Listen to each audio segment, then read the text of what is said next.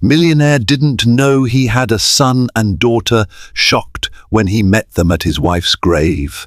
Welcome to today's extraordinary story, a tale filled with unexpected revelations, hidden family secrets, and spine-tingling suspense.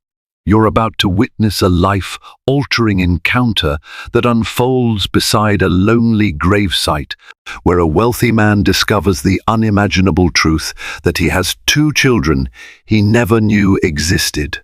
Prepare yourself for shocking twists, intense drama, and an unforgettable karmic retribution that will leave you breathless.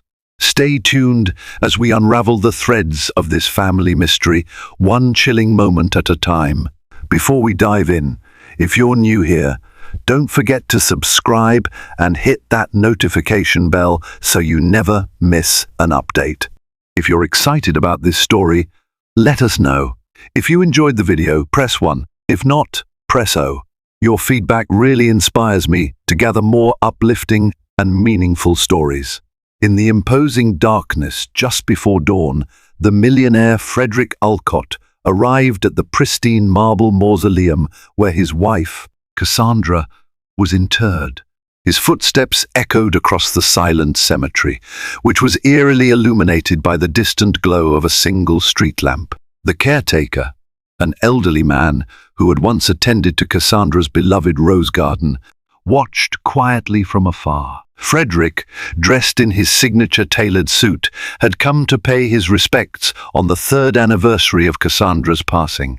He had never expected anyone else to be there at that hour, so when he heard hushed voices near the gleaming headstone, his heart lurched with sudden dread. As Frederick drew closer, he saw two strangers, a young man and a teenage girl, kneeling by Cassandra's grave. They whispered solemn words, and what startled him most was not the act of mourning itself, but the kind of raw emotion that only comes from heartbreak. He froze, unable to approach them. 1,000 possibilities flashed through his mind. These strangers felt intimately connected to Cassandra somehow. The thought both intrigued and unnerved him. He had spent years guarding his private life from prying eyes, but now it seemed that something had slipped his meticulous control. Feeling compelled, Frederick cautiously stepped forward. The young man, perhaps in his early 20s, turned with a look of surprise and apprehension. His eyes shone with familiar flecks of gold, something Frederick recognized instantly from his wife's gaze. The teenage girl also turned, tears streaming down her cheeks. Her features, though softened by youth, were hauntingly reminiscent of Cassandra's. Frederick felt his heartbeat hammering in his chest. He thought he was losing his mind. How could these two bear such strong resemblance to his late wife? Summoning his composure, Frederick cleared his throat. "I'm sorry to intrude," he managed, his voice unsteady. The pair regarded him warily, each bracing as though for an impending confrontation. Their tension was so palpable it left a trembling weight in the air. "May I ask who you are?" Frederick ventured. The young man and teenage girl exchanged uncertain glances. They rose slowly, revealing identical silver pendants shaped like a crescent moon, both draped around their necks. Cassandra had once worn a similar pendant, a gift from Frederick that she never took off until her final days. The young man introduced himself as James, quietly explaining that his sister's name was Clara. They had come to visit the grave of their mother, Cassandra. Frederick's world tilted on its axis. For a moment, he was convinced it had to be a misunderstanding or a cruel prank orchestrated by opportunists who were after his fortune. But the more he looked at them, the more Frederick recognized Cassandra's unmistakable traits. Everything from the shape of James's jaw to the gentle curve of Clara's smile seemed to echo her.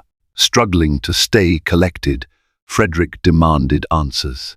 In a voice quivering with anger and confusion, he asked how it could be that Cassandra had children he never knew about. Yet James and Clara insisted they had known only that their father was someone who had abandoned their mother. All their lives, they believed he had walked away before they could form memories of him. It seemed an outlandish accusation to Frederick, who had always thought he and Cassandra were soulmates, tethered by fate since the early days of their courtship. He retorted in an almost desperate protest that he had never even considered the possibility of fathering children outside of what he believed was their childless marriage. The tension in the cemetery escalated as they volleyed back and forth with disjointed pieces of the puzzle. Moonlight shimmered over Cassandra's engravings on the marble, beloved wife, fierce spirit, eternal muse.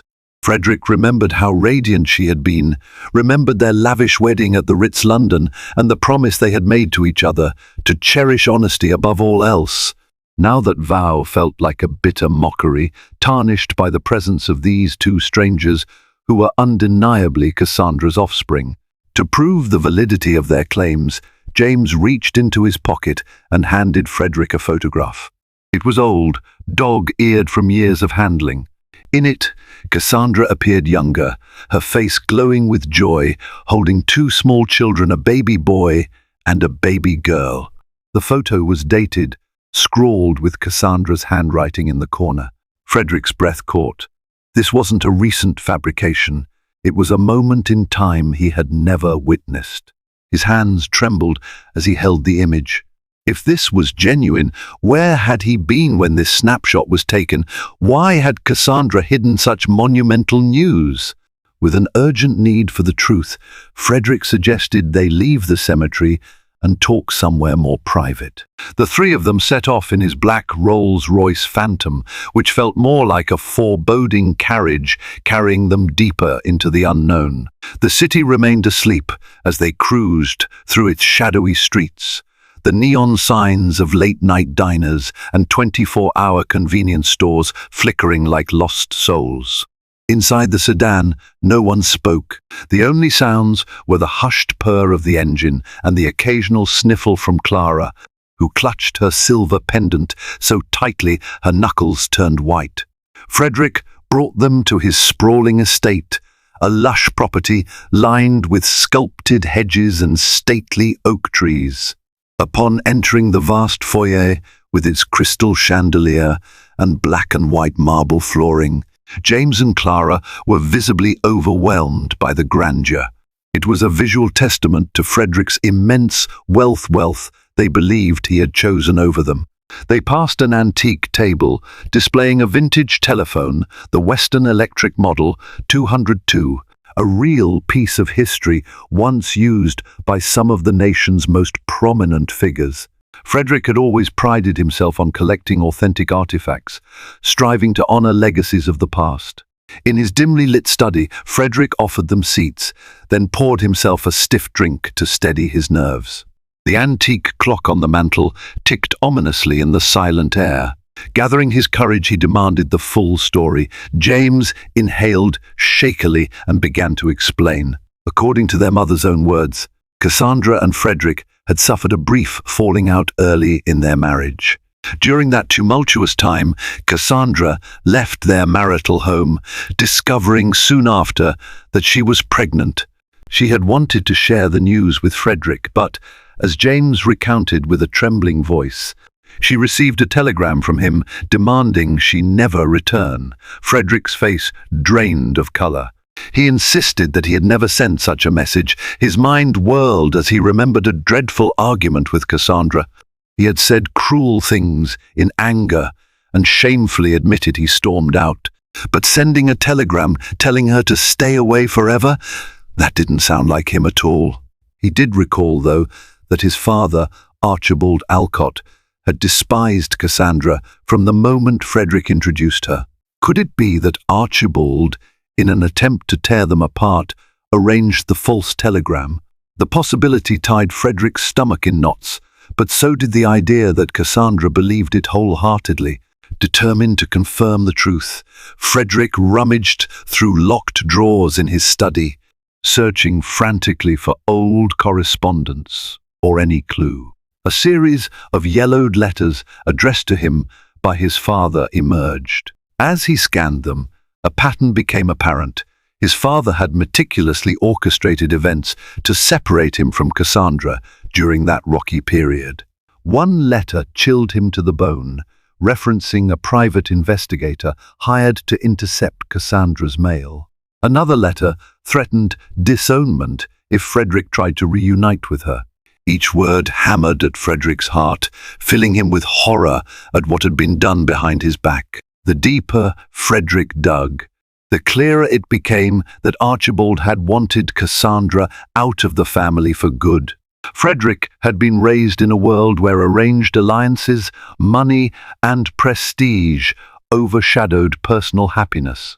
Archibald believed Cassandra lacked the pedigree worthy of the illustrious Alcott name. In a final sinister letter, Archibald mentioned forging Frederick's signature on a telegram. Here was the unvarnished truth. Cassandra had never left him by choice.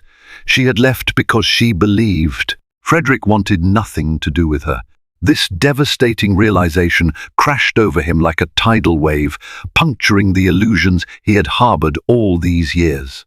Looking up from the incriminating letters, Frederick found James and Clara watching him in silence. Their faces displayed a mix of skepticism and simmering resentment. In a tone laden with guilt, Frederick read the forged telegram aloud. It was an ugly piece of text that demanded Cassandra never contact him again. Once he finished, James's anger erupted. He shouted that they had grown up in poverty, forced to move from one cramped apartment to another. Cassandra had worked multiple jobs, believing her husband had cast her aside, while Frederick lived in a mansion enjoying every luxury imaginable. Each of James's bitter words stung Frederick's conscience like 1,000 sharp needles. Clara, tears welling once again, recounted that her mother had told them stories about how Frederick was once tender and kind, but that he had turned cold when his fortune mattered more than family. Cassandra, though, had never stooped to defaming Frederick's character. She merely told them that he had changed, and that it was better to stay away than beg for acceptance. Clara grew up craving a father's presence, yet every Father's Day passed in silence, overshadowed by resentment and confusion. The heartbreak that had shaped James and Clara into guarded, skeptical young adults was on full display. Frederick felt the weight of remorse. He begged for their understanding, explaining that he too had believed Cassandra had left without explanation. He confessed that he had tried to search for her after that argument, but his father had intervened, making it appear as though Cassandra did not wish to be found. Indeed, Archibald's power had loomed large over every aspect of Frederick's life. Realizing that not only his marriage, but also his fatherhood had been stolen from him, Frederick could no longer hold back tears of profound regret. An uneasy alliance formed among them. Frederick promised to make amends, but James and Clara were understandably cautious. In hopes of proving his sincerity, Frederick suggested they conduct a DNA test to confirm, once and for all, that they were truly his children. He offered to pay for everything, explaining it was the least he could do. Hesitation flickered in their eyes. James reluctantly agreed, but Clara seemed torn, her emotions vying between longing for a father's affection and fearing more betrayal. Over the next week, the tension in the mansion was palpable. Although Frederick provided them with their own suites, lavish rooms, adorned with artwork and plush furnishings, James insisted on sleeping on the floor, declaring that he couldn't feel comfortable in a bed dripping with blood money. Clara spent hours in the manor's massive library, poring over diaries, letters, and photo albums in search of any sign that her mother had once been genuinely happy in that world. Every page she turned seemed to reveal a new layer of heartbreak, wedding invitations left unsent, birthday wishes never delivered, love letters that had never reached their intended recipient. Meanwhile, Frederick quietly launched a private investigation into the events surrounding Cassandra's disappearance, determined to fill the gaps in the timeline. He learned that Cassandra had stayed briefly in a rundown shelter after giving birth, unaware that she qualified for any financial support. Archibald had threatened to ruin Cassandra if she ever made a public claim. Being a fiercely independent woman, Cassandra had refused to let her dignity be tarnished by begging for recognition. She scraped by on her own, eventually finding work as a floral artist at an upscale boutique. The cunning Archibald was always lurking, ensuring that Frederick never discovered her whereabouts. One night, while rummaging through a trunk in the attic for more clues, Frederick stumbled upon a dusty box containing Cassandra's old sketchbooks. Among the pages, he found a meticulously rendered drawing of two infants, accompanied by heartbreakingly sincere lines from her journal. She wrote of how she would name the boy James, after her grandfather, and the girl Clara, after her beloved aunt. That entry was dated exactly a month after Cassandra left Frederick. The writing brimmed with both sorrow and hope, betraying Cassandra's dream that, one day, Frederick would change his mind and welcome them all back with open arms. Frederick felt fresh agony reading Cassandra's words, but a spark of resolve ignited within him. He could never undo the pain inflicted by his father's treachery, but he vowed to ensure that Cassandra's children were never again neglected or alone. Step by step, Frederick began trying to forge a bond with James and Clara. He showed them photos of their mother at the mansion's rose garden, where she'd once spent hours planning elaborate floral arrangements. He revealed a hidden greenhouse, locked away after Cassandra passed, filled with her favorite exotic blooms, birds of paradise, orchids, and rare black roses. As they walked among the wilted plants, Frederick apologized, acknowledging that he should have fought harder to find Cassandra. At the same time, James was investigating on his own. He visited the city archives, rummaging through property records, searching for any sign that Frederick might have known of their existence. When he discovered a sealed envelope that implied hush money had once been offered to Cassandra, James felt the sting of renewed rage. However, cross-referencing the signatures, he realized it was not Frederick's, but Archibald's name on the documents. This revelation conflicted with everything James had come to believe. Frederick was not the villain who had callously cast them aside. One evening, a shocking event rattled the tension further. A lawyer arrived with news that Archibald Alcott had recently passed away and left behind a sinister final testament. Part of the document gloated about how he had successfully driven Cassandra away. Another section detailed how Archibald had manipulated Frederick's entire inheritance to ensure Cassandra would never receive a penny. The old man even bragged about forging Frederick's signature multiple times, all to maintain the Alcott family's prestige and keep undesirables at bay. It was a chilling confirmation of the entire conspiracy. Frederick invited James and Clara to read Archibald's final testament together. Although it was a vile piece of writing, it also contained vital confessions. The attorney, clearly disgusted by the revelations, asked if Frederick intended to press charges posthumously to clear his name. Frederick insisted the truth needed to be recognized, not only for his sake, but to honor Cassandra's memory. Their mother had died unaware that Frederick was innocent. That detail tormented them all. James, fists clenched, allowed a tear to escape, while Clara's eyes burned with hurt. Their mother had spent her final days believing a cruel lie. Seeking a form of justice, Frederick vowed to use his considerable resources to expose Archibald's misdeeds. He planned a press conference to set the record straight, but also to ensure that no other unscrupulous aristocrats could replicate such cruelty under the guise of family honor. James and Clara watched as Frederick used his wealth and influence not to shield himself, but to publicly atone. He gave interviews, provided written statements, and released Archibald's letters to prove he and Cassandra had been pawns in a vicious scheme. The press conference drew massive public attention, with tabloids splashing scandalous headlines about the Alcott dynasty. Yet, as humiliating as it was, Frederick believed Cassandra deserved the truth. During a particularly emotional interview, Frederick revealed that he had discovered that Cassandra's health had deteriorated due to relentless stress and financial strain. He displayed one of her medical bills, which had forced her to work overtime, eventually wearing her down until her immune system couldn't combat a severe illness. Frederick declared, tears brimming, that if he had been present, perhaps Cassandra would still be alive. Watching Frederick's raw remorse, James and Clara felt a complex mix of anger, pity, and a strange kinship. They realized Frederick, too, had been robbed of a life with Cassandra. He had also been a victim, albeit a wealthier one. After the press conference, James confronted Frederick in the study. The atmosphere was charged with suppressed emotion.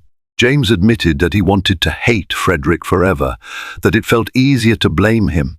But having seen Frederick's anguish, James was uncertain how to feel. Frederick merely nodded, tears silently tracing his cheeks, acknowledging that hatred was justified. As the DNA tests returned, confirming definitively that Frederick was their father, a new path opened up. James and Clara were still reeling from the revelation. Decades of resentment couldn't vanish overnight, but a conversation began to blossom between them. Frederick offered to set up trust funds for both, but James firmly refused, stating he wanted to chart his own course. Clara, more forgiving, told Frederick that she wanted to attend an art school to honor her mother's creative passions. Frederick, determined to support them without overstepping, vowed to pay for her education if she wished. Whether she accepted or not was her choice alone. A few days later, the final piece of the puzzle emerged in the form of an old journal entry from Cassandra's personal diary. Frederick discovered it by accident, hidden within the floral pattern on the inside cover of a dusty photo album. The words detailed how Cassandra had forgiven Frederick in her heart, believing that he was acting upon a twisted sense of duty to his family name. She still loved him, hoping that, if not in this life, perhaps in another, they would reunite as they had once been passionately in love. This revelation left Frederick nearly paralyzed with grief. Desperate for closure, Frederick asked James and Clara if they would accompany him to Cassandra's grave one last time to perform a small ceremony in her honor. They hesitated but eventually agreed. On a solemn morning, they ventured to the cemetery together, each carrying a rose from the greenhouse Cassandra had once nurtured. Frederick placed his hand on the tombstone, whispering an apology that came from the depths of his soul. He thanked Cassandra for the family she had given him, even though he had discovered it far too late. As Frederick knelt down, James and Clara watched him with tear-filled eyes. Something about seeing their father, once so formidable and unapproachable, reduced to trembling vulnerability, melted a barrier within them. James stepped forward and placed a hand on Frederick's shoulder. The gesture was tentative yet meaningful. Clara, too, knelt, softly brushing the marble inscription with her fingertips.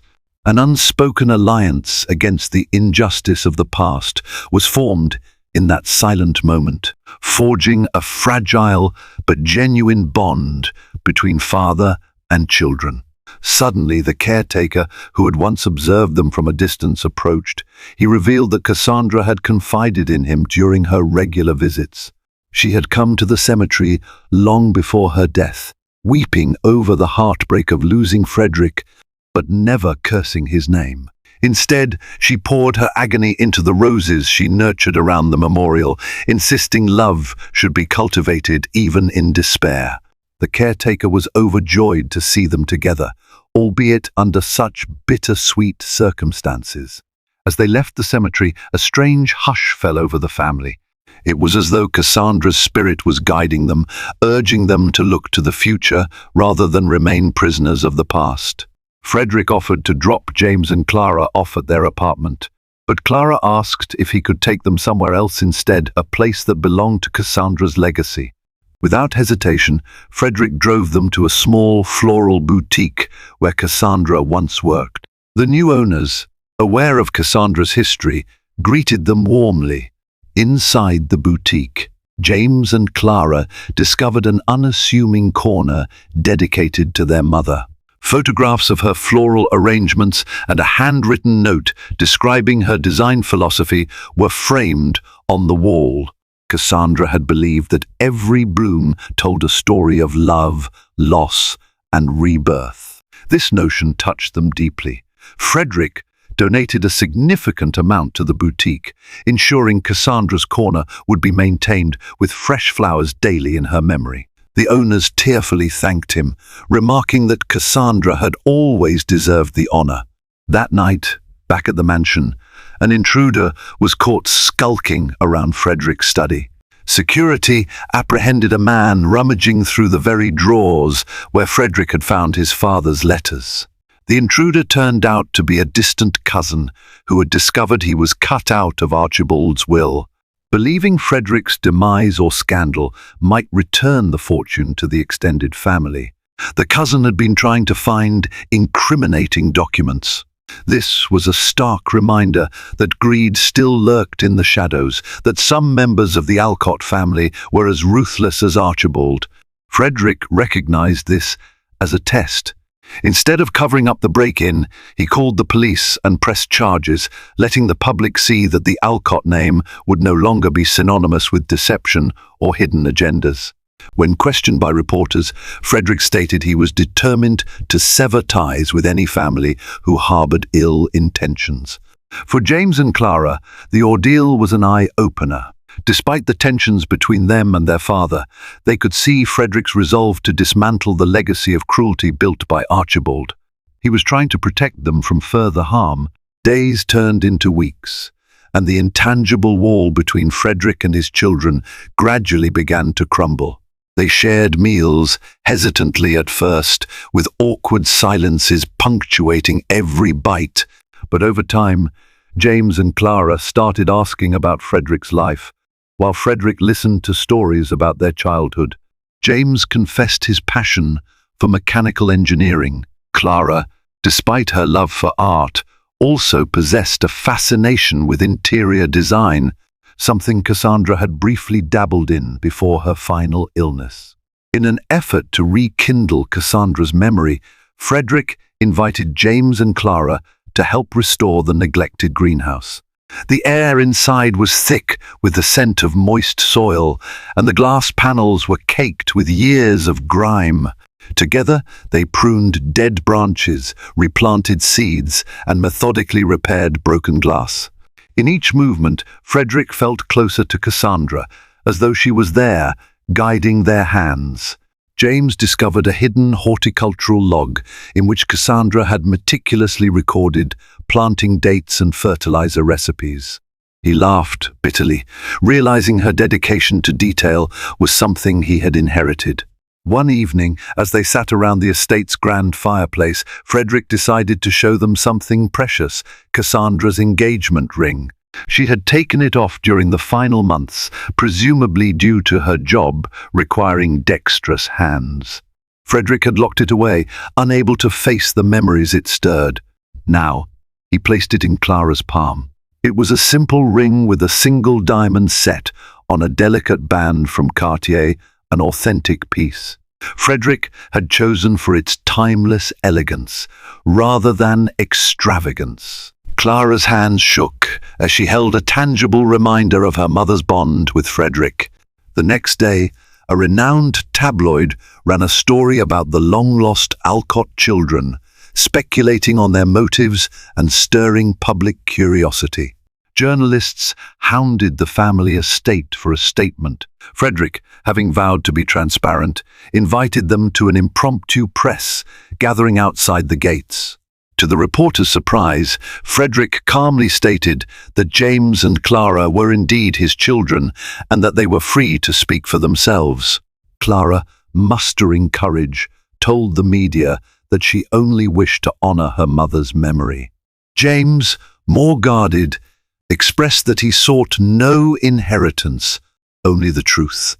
In a moment that stunned onlookers, James turned to Frederick and said, "I might never call you Dad, but I'm willing to see if we can be a family."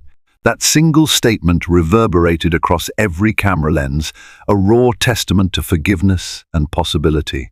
Frederick's eyes flickered with gratitude, tears threatening to spill. An uneasy but hopeful hush fell over the crowd. The reporters, expecting scandalous gossip, instead witnessed an authentic, deeply emotional turning point. In the days that followed, Frederick took incremental steps to ensure James and Clara felt more at home. He converted one of the estate's many unused rooms into a modest art studio for Clara. He enlisted a friend at a local engineering firm to give James a tour of their facilities, opening doors he had never before considered.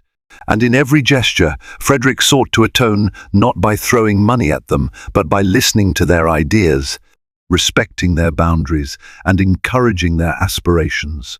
Despite the growing closeness, nightmares occasionally plagued Clara and James. The memory of their mother's final hours, spent alone in a hospital ward, refused to fade easily. Frederick, too, was haunted by what-ifs. Through late-night talks, they found solace in sharing each other's grief. The greenhouse became their sanctuary, a place to speak freely of Cassandra without fear. One midnight, they decided to plant a tree in her honor, a rare species of flowering cherry that would blossom in early spring, just as Cassandra had once blossomed with endless potential. As the sapling took root, something extraordinary happened. An unexpected sense of wholeness seemed to envelop them. Each felt Cassandra's presence, as if she were bestowing her blessing on the fragile family taking shape. The future was still uncertain. Years of separation couldn't be mended overnight. But seeds of reconciliation, trust, and even love had been planted. They had witnessed karmic retribution. Archibald's vicious deeds were exposed, and the truth had finally surfaced. Although the wounds were deep, a new life was beginning to grow from the scars. In a shocking twist, on the day the DNA test results were officially filed, an older woman arrived at the gates claiming to be Archibald's secret second wife. She insisted that Frederick and his children were impostors, but the documents Frederick possessed were indisputable, and the media saw her claims as baseless. Frederick calmly addressed the intruder, acknowledging that she, too, might have been a victim of Archibald's manipulations. Shaken by the layers of deceit that defined the Alcott name, Frederick reaffirmed his mission to purge his family legacy of corruption, once and for all. Months later, on what would have been Cassandra's birthday, James and Clara surprised Frederick by organizing a memorial art exhibit dedicated to their mother's floral sketches and designs. Held at the very boutique where Cassandra once worked, the exhibit drew admirers from across the city. Gazing at Cassandra's vibrant sketches displayed under gentle lights, Frederick felt an overwhelming gratitude for the second chance he had been given. An air of acceptance and peace settled among the three of them, each acknowledging that while tragedy had shaped their past, unity would guide their future. On a quiet evening after the exhibit, the trio gathered by Cassandra's grave once more. This time, the air was lighter. James set down a small engineering prototype shaped like a blooming rose, while Clara left a newly completed painting of their mother's favorite black roses. Frederick placed a letter he had written, filled with love, regret, and promises of better days to come. A subtle wind seemed to whisper through the cemetery, as if Cassandra herself was extending her final blessing. Their secrets revealed, their hearts laid bare, and their karmic dues paid, the Alcott family began to heal. And from the darkest shadows of betrayal, a new dawn of understanding and hope rose triumphant. Thank you for joining us on this riveting journey through secrets, heartbreak, and profound discovery. Frederick, James, and Clara each overcame unimaginable betrayals and misunderstandings, ultimately forging a fragile but genuine bond in the wake of tragedy. We hope you found the twists unpredictable, the suspense gripping, and the final moments deeply satisfying. If you enjoyed this story, please give the video a thumbs up, share it with friends, and subscribe for more captivating tales of drama, mystery, and life-altering revelations. Your support helps keep these stories alive.